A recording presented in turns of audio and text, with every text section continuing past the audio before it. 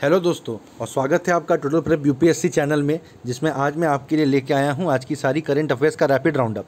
जी हाँ दोस्तों, the Hindu, Indian express, PIB और भी दूसरी सोर्सेज से वो सारी न्यूज़ जो यूपीएससी प्रीलिम्स और इसी तरह के एमसीक्यू बेस्ड एग्जाम्स में आने के लिए इंपॉर्टेंट है। साथ ही साथ स्टैटिक का वो पोर्शन जो इन न्यूज़ के करंट अफेयर्स में आ जाने की वजह से अब रेलिवेंट हो गया है, उन सब पर एक सरसरी निगाह डालते हुए बहुत ही कम समय में हम आज की सारी करंट अफेयर से अप टू डेट हो जाएंगे। उसके साथ ही मैं आपको दूंगा हाई पावर एमसीक्यूज़, वो 8 एमसीक्यूज़ जिनमें से एक आज जो 8 एमसीक्यूज़ मैं आपको दूंगा, आप मान के चल सकते हैं कि बहुत ही हाई प्रोबेबिलिटी है उनमें से एक आपके यूपीएससी प्री के पेपर में भी आपको दिखेगा। साथ ही साथ आपके आज से मैं चालू कर रहा हूं करंट अफेयर्स कैप्सूल, जिसमें वो सारी न्यूज़ जो छोटी छोटी न्यूज़ है जिन पर कि पूरे आर्टिकल नहीं बनते हैं पर छोटे छोटे वन लाइनर पॉइंट्स ज़रूर बनते हैं, जिनसे कि यूपीएससी प्री और दूसरे एग्जाम्स में भी एमसीक्यू बन सकते हैं। ठीक है, तो चलिए बहुत ही कम समय में हम आज की सारी करंट अफेयर्स से एक बहुत ही वैल्यू एडेड मैनर में अप टू डेट हो जाएंगे। तो सबसे पहले हम लोग देखते हैं कि आज के हमारे लैंडिंग पेज पर हमको क्या दिख रहा है। आज कोई इंटरनेशनल इंपॉर्टेंस की डेट नहीं थी जो किसी एग्जाम में आ सके, तो मेरी excellent books for an awesome life series में आज मैं आपके लिए जो बुक रिकमेंडेशन लेके आया हूँ वो है रॉबिन शर्मा की 200 सीक्रेट्स ऑफ सक्सेस। ठीक है, जैसा कि मैंने आपको छोटे छोटे बुलेट पॉइंट वाले करंट अफेयर्स के पॉइंट्स के बारे में बताया, वैसे ही रॉबिन शर्मा की ये किताब 200 बुलेट पॉइंट्स वाली किताब है। ठीक है, अक्सर हम सेल्फ हेल्प की, मोटिवेशनल की, पर्सनैलिटी डेवलपमेंट की कोई भी किताब पढ़ने जाते हैं तो उसमें लंबे लंबे पैराग्राफ और लंबी लंबी कहानियाँ सुन के कोई भी इंसान बोर हो जाता है। उसे लगता है कि भाई काम की बात बताओ तुरंत, जिसको कि अपनी लाइफ में इंप्लीमेंट किया जा सके। तो ये उसी सवाल का जवाब है, लोगों की उसी रिक्वायरमेंट का ये जवाब है ये किताब। There are 200 secrets of success in this book, और सब एक से एक अपने आप में वैल्यू एडेड चीज़ें हैं। ठीक है, मतलब ये 200 ऐसे सक्सेस के सीक्रेट्स हैं जिनमें से एक भी अगर आप अपने लाइफ में इंप्लीमेंट कर पाए तो आपकी लाइफ पूरी ट्रांसफॉर्म हो जाएगी। और किसी ने मान लीजिए भूले भटके 50-100 अपनी लाइफ में इंप्लीमेंट कर लिए तो समझ लीजिए कि उसकी ज़िंदगी कहाँ से कहाँ पहुँच जाएगी। ठीक है, तो मैं बहुत ही स्ट्रांगली रिकमेंड करता हूँ कि ये किताब आप पढ़ें। बहुत ही ईजिली ये नेट पर उपलब्ध है, इसका फ्री वर्जन उपलब्ध है, और चूँकि बुलेट पॉइंट्स में ही है ये किताब तो मैं नहीं समझता कि इसको ई बुक फॉर्मेट में पढ़ने में किसी को कोई भी दिक्कत होगी। ठीक है, तो मुझे उम्मीद है कि जो बुद्धिमान छात्र हैं वो मेरी इस रिकमेंडेशन से ज़रूर लाभ उठाएंगे। ठीक है, तो चलिए चलते हैं, देखते हैं आज की पहली न्यूज़ आइटम क्या है। ठीक है, आज की पहली न्यूज़ आइटम है, आप देखिए, जिस पे हम की बाद में आएंगे। सबसे पहले आज हम देखते हैं मल्टीपल चॉइस क्वेश्चंस, है ना। अगर आज की करंट अफेयर्स आपने कहीं और से भी पढ़ के रखी है तो आप चेक कर लीजिए कि इस न्यूज़ में से कितनी आप आंसर कर पाते हैं। ठीक है, पहला क्वेश्चन है, Flipkart wholesale will acquire A Sam's Club, B Big Bazaar, C Best Buy, D Future Pay. ठीक है, दूसरा क्वेश्चन है, Assam government has objected to movement of pigs from Haryana and Punjab to its area because A an African swine flu epidemic is under way in the state, B it will hurt their domestic porcine industry, C both of the above, D none of the above. ठीक है, तीसरा question है, Gurugram health department is using blank which fish to counter mosquitoes, A gambusia, B Kampuchea, C pomfret, D rohu. ठीक है, फिर चौथा question है, world's first electrified rail tunnel capable of running double stack containers has been built linking Mewat and, A Hisar, B Noida, C Gurugram, D Jaipur. ठीक है, अगले question पे आते हैं। देखिए, for the first time a member of the blank community in India, which community in India has entered a state legislature. ठीक है, ए Bohra, B सिद्दी, सी बने इजरायली, डी खासी। ठीक है, फिर सिक्स्थ क्वेश्चन है, a 1500-year-old monument reconverted into a mosque is, A Hagia Sophia, B Al Aqsa, C tomb of Fatima, D Al Masjid al Nabawi. ठीक है, देखिए seventh question, the Siddi people are related to, A Jarawa tribe, B Bantu tribe, C Marathas and D Onge tribe. ठीक है, फिर आज का final high power MCQ है, Amala Shankar the famous artist who died recently was famous for her contribution to the field of, A Carnatic music, B Madhubani paintings, C dance, D installation art. ठीक है, इन सारे questions के आंसर्स आपको मेरे आज की वीडियो में मिल जाएंगे। ठीक है, पहले आप ट्राई कीजिए इंटेलिजेंट गेसिंग के जरिए, एलिमिनेशन मेथड के जरिए इसमें से कितने आप आंसर कर पाते हैं। ठीक है, डिस्क्रिप्शन में, इस वीडियो के डिस्क्रिप्शन में मैं इन सारे क्वेश्चंस के आंसर्स आपको दे के रखूँगा। ठीक है, तो चलिए चलते हैं, आज की न्यूज़ शुरू करते हैं। ठीक है, आज की सबसे पहली आप देखेंगे कि करंट अफेयर कैप्सूल फॉर्मेट में मैं आपके लिए न्यूज़ लेके आया हूँ। ठीक है, देखिए, Shantaram Budna Siddi, he has been elected as the first legislator of Siddi community. Siddi community से पहले लेजिस्लेटर शांताराम बुदना सिद्दी हैं। ही इज़ एन MLC यानी member of legislative council nominated by BJP from Uttar Karnataka. ठीक है, अप्पिको चलुवल्ली ये साउथ इंडिया का चिपको मूवमेंट था। ठीक है, ये इस आर्टिकल में आया है। It can be said that Appiko movement is the southern version of the Chipko movement. जैसे उत्तराखंड में चिपको मूवमेंट हुआ था, आप में से अधिकतर लोगों को पता होगा, पेड़ों को कटने से बचाने के लिए सुंदरलाल बहुगुणा जी, जो कि एक एनवायरमेंटल एक्टिविस्ट थे, उनके नेतृत्व में वहाँ के लोकल लोग जब कोई पेड़ काटने आता था तो पेड़ों से चिपक जाते थे कि आपको मतलब हमें काटना पड़ेगा पेड़ों को काटने के लिए। इस तरह से पेड़ों को बचाया गया। ये चिपको मूवमेंट है। इसी से मोटिवेट होके, इंस्पायर होके साउथ में वहाँ उत्तर कर्नाटका में ये अपिको चलुवली मूवमेंट किया गया था। इस पे ज़रूर एमसीक्यू बन सकता है।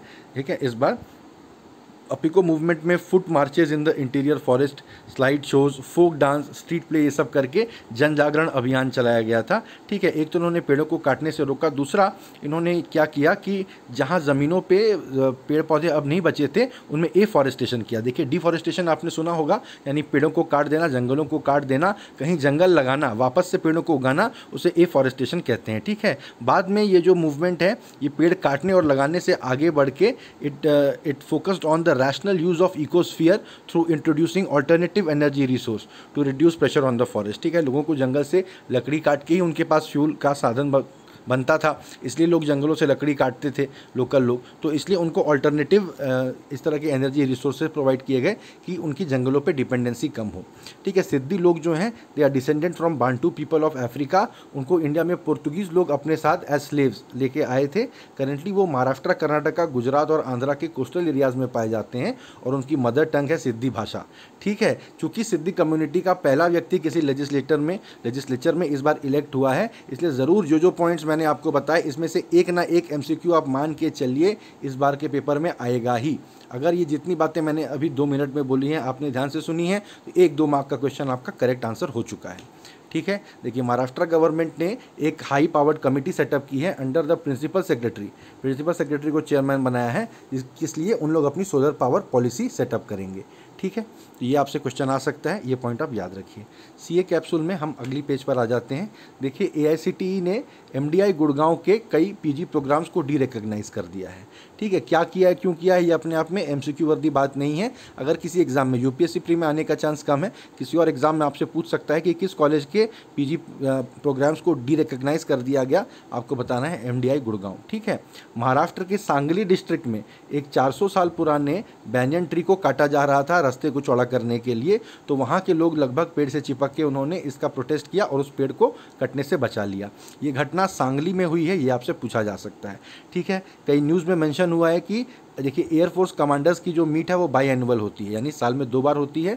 इस बार उन्होंने विजन 2030, आने वाले 10 सालों में एयरफोर्स का क्या विजन है, इसको ले डाउन किया है, इस पर डिस्कशन करके इसको फाइनलाइज किया है। इसी संदर्भ में, इसी कॉन्टेक्स्ट में बात हुई। हमारे एयर चीफ मार्शल फिलहाल कौन है, हमारे चीफ ऑफ एयर स्टाफ कौन है, air chief marshal RKS Bhadauria, ये आपको याद रखना है। ठीक है, एयर चीफ मार्शल जो है वो चीफ ऑफ एयर स्टाफ होता है और currently RKS Bhadauria chief of air staff है। ठीक है, अमाला शंकर डांसर हैं, उनकी रिसेंटली डेथ हो गई। उदय शंकर जी की बहुत ही फेमस डांसर थे, उनकी वाइफ थी वो, और वो पंडित रविशंकर जो सितार वादक हैं उनकी भाभी थी वो। ठीक है, फिर China has close the US trade consulate in Chengdu में चाइना ने US का कॉन्सुलेट बंद कर दिया है। कल ही हमने बात की थी कि कैसे US ने चाइना का ह्यूस्टन में अपना जो कॉन्सुलेट था उसको बंद कर दिया था। चेंगडू क्यों इंपॉर्टेंट है, देखिए 2 कारणों से इंपॉर्टेंट है। ये चाइना के सबसे ज़्यादा वेस्टर्न मोस्ट एरिया में US का कॉन्सुलेट था। ये यहाँ से US जिंगजियांग और तिब्बत में क्या घटनाएँ चल रही हैं उन पर जानकारी कलेक्ट करता था, तो इस लिहाज से भी US के लिए बहुत ज़्यादा इंपॉर्टेंट एरिया था। यानी एक तरह से आप कह सकते हैं कि जिस स्पाइंग की बात बीजिंग पर अमेरिका ने आरोप लगाया है अपने ह्यूस्टन कॉन्सुलेट के द्वारा करने की, उसी तरह की कोई इन्फॉर्मेशन गैदरिंग या स्पाइंग बोल लीजिए US करता था चेंगडू में अपने कॉन्सुलेट से जिंगजियांग और तिब्बत के ऊपर में। ठीक है, तो ये चेंगडू, ह्यूस्टन, जिंगजियांग और तिब्बत जो पॉइंट्स मैंने यहाँ पर हाईलाइट किए हुए हैं वो आप याद रखिए, एग्जाम में आपसे पूछे जा सकते हैं। ठीक है, हेजिया सोफिया उस 1500 साल पुराने मॉन्यूमेंट का नाम है तुर्की में, जो कि अब तक म्यूज़ियम था, कई सालों से म्यूज़ियम था, लेकिन ऐतिहासिक तौर पे वो एक मस्जिद रही है। ठीक है, तो उसको वापस वहाँ की सरकार, जो अर्दोगान सरकार है, उसने उसको वापस एक मस्जिद में कन्वर्ट कर दिया है और कल पहली बार उसमें नमाज़ पढ़ी गई कई सालों बाद। ठीक है, हेजिया सोफिया नाम आप याद रखिए, आपसे एग्जाम में पूछा जा सकता है। Director general of civil aviation DGCA ने सारी भारतीय एयरलाइंस को कहा है कि अपने बोइंग 737 पर वो टेस्ट करें फॉर एयर वर्दीनेस। क्यों? क्योंकि US में जो फेडरल एविएशन अथॉरिटी है, उसने अपने सारे एयरलाइंस को बोला है यही चेक करने कि 10 दिन से ऊपर जो प्लेन नहीं उड़ा है उसको पहले पूरा चेक कर लो, फिर ही उड़ाना उसके बाद। ठीक है, ये बेसिकली बात है। बोइंग 737 को ऐसा बोला गया है, ये आप याद रखिए, आपसे पूछा जा सकता है। फिर भारत जो है यूएस से कुछ हवाई जहाज़ और ड्रोन्स खरीद रहा है। तो देखिए, पोसाइडन 8I एयरक्राफ्ट खरीदे जा रहे हैं 6, और प्रेडेटर B आर्म्ड ड्रोन्स, ये वो ड्रोन्स हैं जो सिर्फ जानकारी लेके नहीं आएंगे, ये बाकायदा इन पे हथियारों से लैस होंगे, ये अटैक कर सकते हैं। ठीक है, पोसाइडन जो है वो ग्रीक माइथोलॉजी में समुद्र का देवता है। जिसे ये पता होगा वो ये समझ जाएगा कि अभी तक नेवी इसका इस्तेमाल कर रही थी। ठीक है, ये रेकोनेसास के लिए यानी जासूसी के लिए या नज़र रखने के लिए, इंफॉर्मेशन गैदरिंग के लिए इस्तेमाल किया जाता है। तो समुद्र के ऊपर कोस्टल एरियाज़ में रेकोनेसास के लिए नेवी इसका इस्तेमाल कर रही थी। इसको लेकिन अब लद्दाख में इस्तेमाल किया जाएगा। ठीक है, जैसे चाइना की प्रेजेंस हो गई, चाइना ने कुछ वहाँ पर अपनी इंफ्रास्ट्रक्चर बना लिए, हमको बहुत देर से पता चलता है, तो इसलिए हमने 6 पोसाइडन 8I एयरक्राफ्ट्स और मंगाए हैं यूएस से। ठीक है, उनके नाम आप याद रखिए, आपसे पूछे जा सकते हैं। फिर आप देखिए कि रिलायंस जो है वो दुनिया में वैल्यूएशन के तौर पे एनर्जी की दूसरी सेकंड मोस्ट वैल्यूड कंपनी बन गया है। ठीक है, अभी दुनिया भर के सबसे ज़्यादा वैल्यूड कंपनियों में 50 में 48वां रैंक रिलायंस का आया था। रिलायंस एनर्जी जो है वो दुनिया की दूसरी सबसे बड़ी वैल्यूड एनर्जी कंपनी बन गई है। ये अपने आप में एक बहुत बड़ी बात है। एक्सॉन मोबिल जो कि दुनिया की एकदम आला तरीन एकदम फेमस कंपनी है, उसको रिप्लेस करके रिलायंस ने ये पद हासिल किया है। ये पॉइंट याद रखिए, किसी एग्जाम में आपसे पूछा जा सकता है। सेंट्रल गवर्नमेंट का प्लान है कि सारे प्रीमियर एजुकेशन इंस्टीट्यूशंस में 2024 तक स्टूडेंट्स को 1.5 गुना कर दिया जाएगा, यानी 50% और स्टूडेंट्स बढ़ा दिए जाएंगे। ठीक है, प्रीमियर इंस्टीट्यूशंस से ऐसे आर्टिकल में एक्सप्लेन तो नहीं किया है, लेकिन जहाँ तक हम इजीली गेस कर सकते हैं, IIT, IIM, एम्स, इसी तरह के जो NITs, इसी तरह के जो प्रीमियर इंस्टीट्यूशंस हैं उनमें अब स्टूडेंट्स 50% बढ़ा दिए जाएंगे। साथ ही साथ इंस्टीट्यूशंस ऑफ एमिनेंस जो भारत सरकार की स्कीम है, ऐसे इंस्टीट्यूशंस हम बिल्ड करेंगे जो कि इंटरनेशनल रैंकिंग में अपनी जगह खड़े रह सके। तो इंस्टीट्यूशंस ऑफ एमिनेंस को भी 50 कर दिया जाएगा बढ़ा के 2014 तक।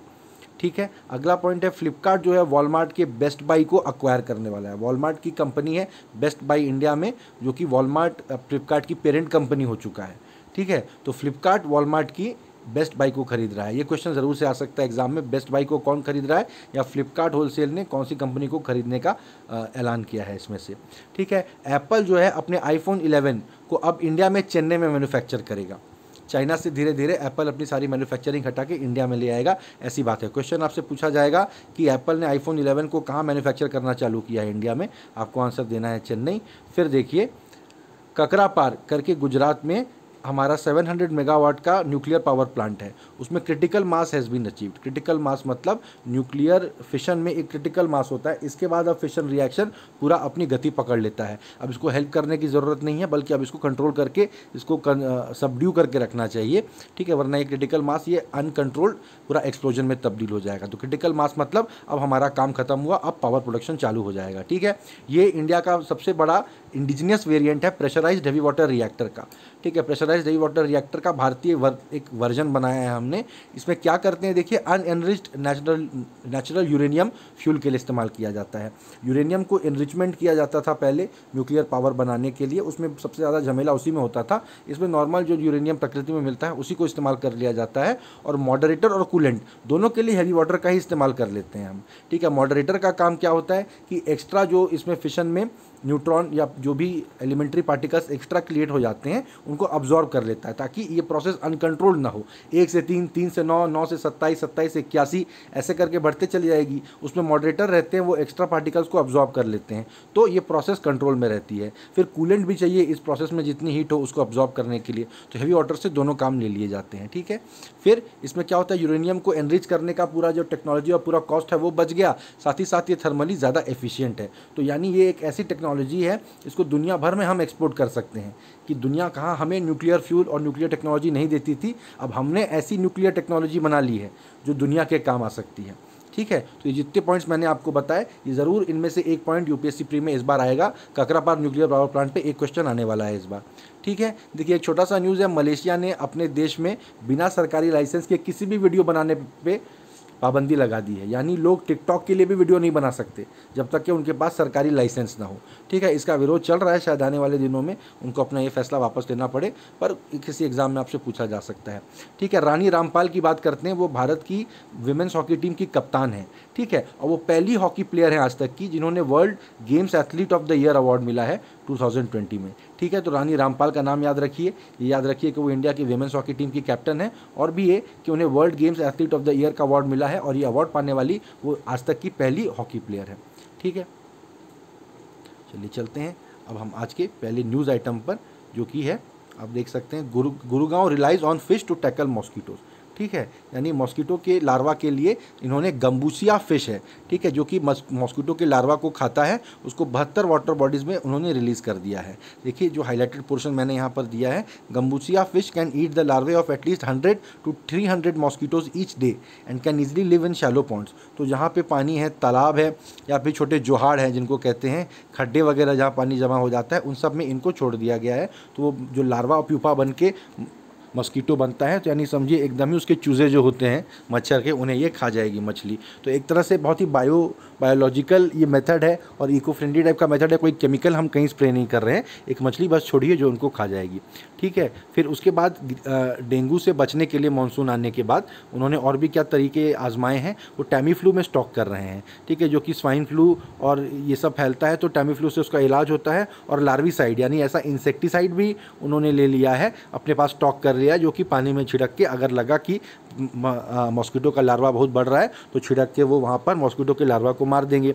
साथ ही साथ फॉगिंग, आपके इलाके में भी कभी अगर आप कभी ऐसे इलाके में रहे हैं, आपने फॉगिंग मशीन देखी होगी। मच्छरों से बचने के लिए फॉगिंग मशीन धुआं करते हुए गुजरती है, केरोसिन जैसी गंध आती है उससे, तो उसके लिए भी जो फॉगिंग का जो केमिकल होता है वो भी उन्होंने स्टॉक कर लिया है। साथ ही साथ ब्लैक ऑयल यानी सस्ता काला तेल उन्होंने अपने पास स्टॉक कर लिया है, जो कि पानी की बॉडी पे अगर आप छिड़क देंगे तो वो एक पूरी फिल्म बन के पानी के ऊपर बैठ जाएगी, जिससे पानी के अंदर ऑक्सीजन नहीं जा पाएगा, तो मच्छर के लार्वे उसी में मर जाएंगे। ठीक है, साथ ही साथ ब्रीडिंग चेकर्स को डिप्लॉय किया जाएगा। ब्रीडिंग चेकर्स देखिए सरकार के, म्यूनसिपैलिटी के वो लोग होते हैं जो घर घर जाके बात करते हैं, आपने कहीं पानी जमा तो नहीं है, कूलर में, बाल्टियों में कहीं पानी तो जमा नहीं हुआ है, कहीं गमलों में, उसमें देखिए डेंगू के मच्छर पनप सकते हैं। इस तरह के लोग हैं, घर घर जाके देखिए एकदम लास्ट माइल कनेक्टिविटी देते हैं सरकार के प्लान फॉर फाइटिंग डेंगू को, और वहाँ पर 35 ब्रीडिंग चेकर जो है उनको अब तक राज्य ने सैंक्शन किया है। अब देखिए ये 35 लोग कहाँ कहाँ जाके कैसे कैसे करेंगे पता नहीं, पर अगले 3 महीनों तक ये 35 ब्रीडिंग चेकर्स जगह जगह जाके बात करेंगे इसके ऊपर।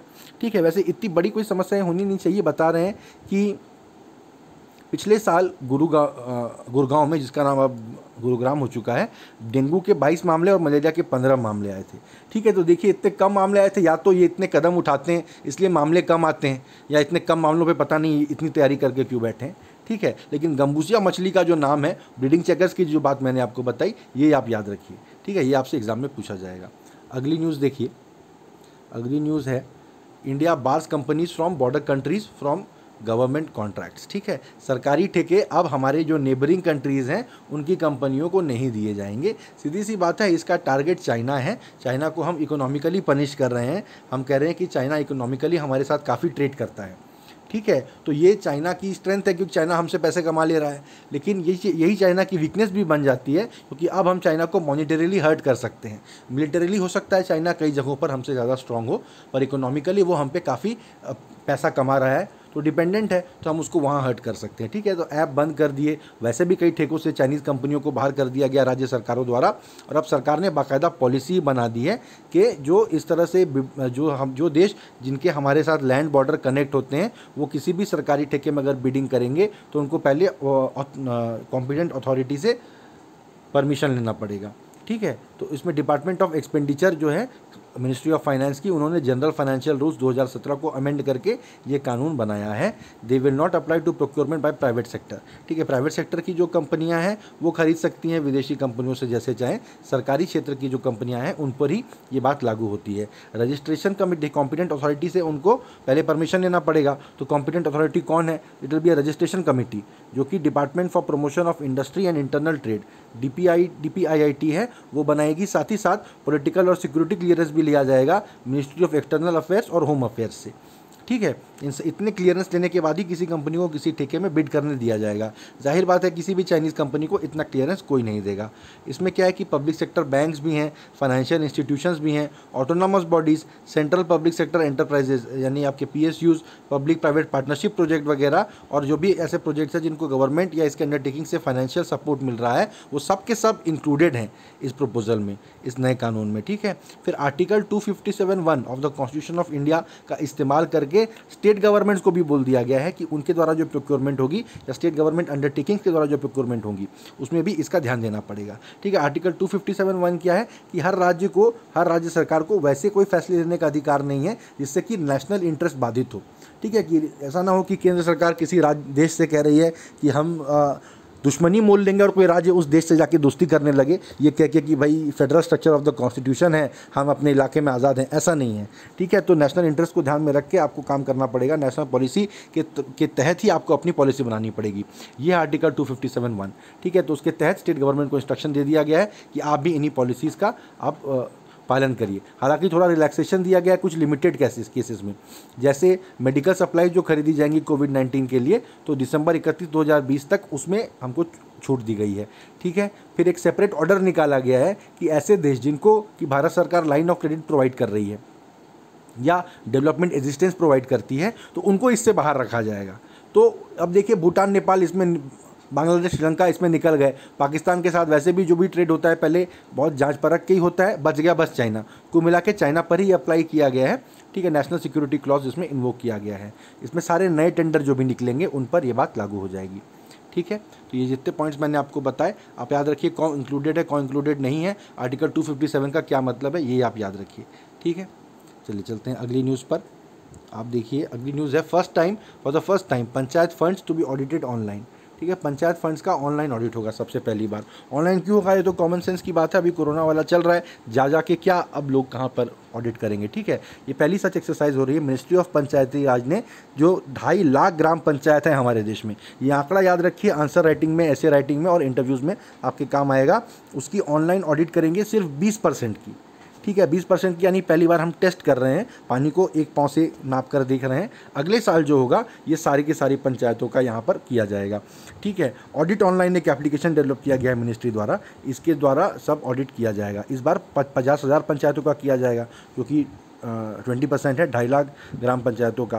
तो इसमें बुक ऑफ अकाउंट्स 2019 और 20 के लिए जो है उन्होंने फाइनेंस कमीशन के जो ग्रांट्स थे उनको कैसे इस्तेमाल किया है उसको चेक किया जाएगा। फाइनेंस कमीशन ने 60,750 करोड़ एलोकेट किए थे रूरल लोकल बॉडीज़ के लिए 2020-21 के लिए, जितना पिछले साल किया था उतने ही द्वारा। ठीक है, ऑनलाइन ऑडिट जो है, ये जो ऐप है with the option of physical verification और official set assumes greater relevance given the pandemic and the lockdown. इसमें फिजिकल वेरिफिकेशन का ऑप्शन है, यानी कि देखिए जो बोला जाएगा कि आपने तालाब बनाया है या कोई और इंफ्रास्ट्रक्चर बनाया है, स्कूल बनाया है, अस्पताल बनाया है, तो उस ऐप में फ़ोटो खींच के आपको अपलोड करना पड़ेगा। ठीक है, फिर जहाँ जहाँ जियो टैगिंग की फैसिलिटी है, फ़ोटो खींच के आप जियो टैग करेंगे कि किस लॉन्गिट्यूड लैटिट्यूड पे ये फ़ोटो खींची जा रही है, तो वहाँ पर कोई विजिट करके भी चेक कर सकता है कि सही में ऐसा कोई एसेट वहाँ पर बनाया गया भी है कि नहीं बनाया गया है। ठीक है, तो इसमें अकाउंटेबिलिटी होगी कि पंचायती राज इंस्टीट्यूशंस को जो पैसा एलोकेट किया गया है उसको वो सही तरीके से खर्च कर रहे हैं कि नहीं। ठीक है, फिर अब इसमें क्या है कि सबके सब ऑडिट करने की बात ये कर भी नहीं रहे हैं, हालांकि सिर्फ 20% की ऑडिट करने की बात कर रहे हैं, लेकिन इस आर्टिकल में ये भी बताया गया कि सारी पंचायतों ने अपने बुक्स क्लोज भी नहीं किए हैं। बुक्स क्लोज करना यानी इस साल का अकाउंट हमने पूरा लिख के बना दिया है और अब इसमें कोई चेंज नहीं किया जाएगा। जब आप इस स्टेज पे आएंगे तभी तो कोई ऑडिट करेगा, वरना चेक करके कोई बताएगा कि इसमें गलती निकली है, आप बोलेंगे हाँ मैंने वो चेंज कर दी है उसके बाद, तो ये नहीं हो सकता है। बुक्स क्लोज करने के बाद ही ऑडिट किया जा सकता है। तो इसमें से बता रहे देश में 15% पंचायत जो हैं उन्होंने अभी तक बुक्स क्लोज भी नहीं किए हैं। ठीक है, लेकिन इसमें से आज तो इस बार तो हम सिर्फ 20% पंचायतों का ही ऑडिट करने जा रहे हैं, तो उसमें ये कोई फैक्टर नहीं होना चाहिए। ठीक है, ऑडिट ऑनलाइन जो है एक ओपन सोर्स एप्लीकेशन है जो कि पंचायत एंटरप्राइज स्वीट बनाया गया है under the e panchayat mission mode project initiated by the ministry of Panchayati Raj. यानी देखिए इसमें e panchayat mission mode project चल रहा है, मिशन मोड पे इस प्रोजेक्ट को चलाया जा रहा है, जिसमें एक पंचायत एंटरप्राइज स्वीट, जैसे ERP होता है एंटरप्राइज रिसोर्स आपका ERP, वैसे ही ये पंचायत एंटरप्राइज सूट है जिसका कि एक पार्ट है ऑडिट ऑनलाइन। ठीक है, चलिए चलते हैं अगली न्यूज़ पर। देखिए, Maharashtra doesn't have the power to cancel final year exams, ऐसा यूजीसी ने बताया है हाई कोर्ट को। ठीक है, महाराष्ट्र सरकार ने क्या किया था, अपने राज्य में फाइनल ईयर एग्जाम्स को कैंसिल कर दिया था। यूजीसी चाह रहा है कि फाइनल ईयर और फाइनल सेमेस्टर के एग्जाम्स हों, ताकि जो बच्चे पास होकर निकलने वाले हैं पास होकर निकल जाएं, है ना, उसके बाद वो जॉब इंडस्ट्री में चले जाएं और वो यूनिवर्सिटीज़ की जिम्मेदारी अब ना रहें। लेकिन महाराष्ट्र ने इसको कैंसिल कर दिया है। तो हाई कोर्ट में एक कोई रिटायर्ड प्रोफेसर हैं पुणे के, धनंजय रघुनाथ कुलकर्णी, उन्होंने केस फाइल किया है। उसके जवाब में यूजीसी ने अपने एजुकेशन ऑफिसर निखिल कुमार के द्वारा ये जवाब फाइल किया है कि देखिए कि स्टेट गवर्नमेंट का पहले तो ये पावर है ही नहीं, ये यूजीसी का पावर है जो यूनिवर्सिटी एग्ज़ाम्स का रेगुलेटर है। साथ ही साथ वो कह रहे हैं कि ये स्टेट गवर्नमेंट का जो डिसीजन है to cancel final year exams, it would directly affect the standards of higher education in India. ठीक है, तो काफ़ी स्ट्रांग उन्होंने एक स्टैंड लिया है कि एग्ज़ाम होगा या नहीं होगा ये यूजीसी ही डिसाइड करेगी। ठीक है, तो इस बारे में आपसे पूछा जा सकता है कि एग्ज़ाम कंडक्ट करना एजुकेशन में क्या होगा नहीं होगा, इसकी फाइनल अथॉरिटी किसके पास है, वो आपको बताना है यूजीसी के पास है, किसी भी राज्य या केंद्र सरकार के पास नहीं है। ठीक है, चलिए चलते हैं अगली न्यूज़ पर। अगली न्यूज़ आप देख रहे हैं, HRD panel to study ways to increase student numbers in India. ठीक है, अब एचआरडी पैनल ये स्टडी कर रहा है कैसे देश में छात्रों की संख्या बढ़ाई जा सके। अब पहला सवाल तो ये उठता है कि छात्रों की संख्या बढ़ाने का क्या मतलब है। इसके कई मतलब है। पहली बात है, कई लोग स्कूल से पास करते हैं फिर वो कॉलेज यूनिवर्सिटी एजुकेशन में नहीं जाते हैं। ठीक है, एक तो उन्हें इंक्लूड किया जाए, इस पूरे सिस्टम में शामिल किया जाए।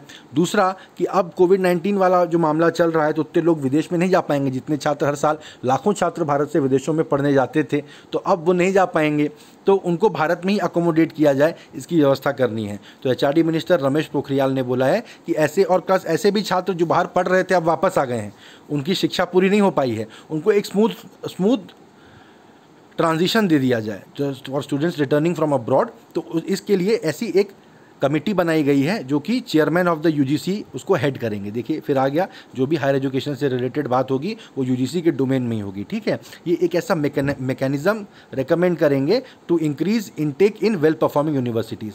सारी यूनिवर्सिटीज़ में नहीं, जहाँ अच्छा परफॉर्मेंस है, जो टॉप की यूनिवर्सिटीज़ है वहीं पर इम्प्रूव किया जाएगा, इनटेक को इंक्रीज़ किया जाएगा। ठीक है, फिर और भी कई बातें हैं, जैसे कोई भी सरकारी जो भी प्लान बनता है वो एक ही बात पर सीमित नहीं रहता है। ठीक है, जब कागज़ में जगह बची तो लोग बहुत कुछ लिख देते हैं उसमें, तो और भी सारी बातें हैं, जैसे कि मल्टी डिसिप्लिनरी और इनोवेटिव प्रोग्राम्स बनाए जाएंगे। समझिए कि उसमें कॉमर्स और बायोलॉजी दोनों मिला के एक बायो कॉमर्स जैसा कुछ उन लोग बना देंगे, इस तरह का सोच रहे हैं। ठीक है, फिर twinnings and joint degree programmes. ठीक है, यानी एक डिग्री है वो 2 कॉलेजों में चलेगी, यानी यहाँ पर आधा पढ़िए आधा वहाँ पर पढ़िए, या यहाँ पढ़ने वाले को वहाँ से भी डिग्री और वहाँ पढ़ने वाले को यहाँ से भी डिग्री, ऐसा कुछ होगा। फिर cross country designing of centres, कि यानी पूरे देश भर में सेंटर फैले रहेंगे, ऐसे टाइप के कुछ बहुत ही हाई फंडा प्लान्स हैं गवर्नमेंट के। Facilitating online lectures bye faculty abroad, अगर ये हो गया तो सोचिए क्या कमाल हो जाएगा कि विदेशों की यूनिवर्सिटी के प्रोफेसर्स जो है, जो कि आज की डेट में हो सकता है, टेक्नोलॉजी उपलब्ध है ना, कि वो वहाँ अपनी क्लास में जो लेक्चर दे रहे हैं वैसा ही कुछ लेक्चर हमारे यहाँ स्ट्रीम कर दिया जाए,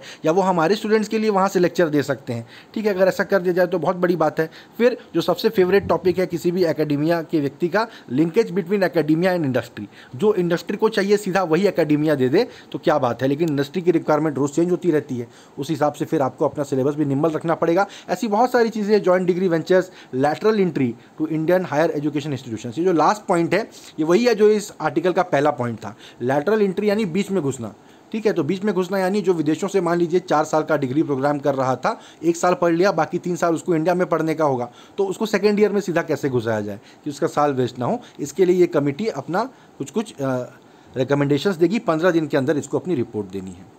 ठीक है, चलिए चलते हैं अगली न्यूज़ पर। ये जो न्यूज़ है मैं आपको अपने करंट अफेयर्स कैप्सूल में इसके बारे में पूरा बता चुका हूँ कि कर्नाटका में पहली बार सिद्धि कम्युनिटी का एक व्यक्ति लेजिस्लेचर में घुसा है। उनका नाम है शांताराम बुद्धना सिद्धि, ये नाम आप याद रखिए। ठीक है, बहुत ही बहुत ही कम लोग हैं इस कम्युनिटी में, ऐसा माना जाता है कि साउथ ईस्ट अफ्रीका में इन लोगों के रूट हैं। ठीक है, सारी बातें तो मैं आपको बता चुका हूँ उसमें करंट अफेयर्स कैप्सूल में। ये वनवासी कल्याण आश्रम आरएसएस से जुड़ा हुआ एक एनजीओ है, उसके साथ ये काम करते आए हैं, और इन्होंने अपिको चलुवली, जिसके बारे में मैंने आपको बताया, साउथ का चिपको आंदोलन, उसमें भी ये पार्टिसिपेंट रहे हैं। ठीक है, सिद्धीज जो है माना जाता है कि वो अफ्रीका के बांटू लोगों के डिसेंडेंट्स हैं। ठीक है, कर्नाटका, गुजरात, महाराष्ट्र, आंध्रा, यहाँ पर वो पाए जाते हैं आज की डेट में। और 7वीं सेंचुरी में पुर्तगीज़ लोग उनको लाए थे for brought in India in the early 7th century by the Portuguese to work for them। अब समझिए कि पुर्तगाली लोग कब इंडिया में आ चुके थे, 7वीं शताब्दी में आ चुके थे। अंग्रेज़ तो बेचारे कहाँ 1600 के आसपास आए,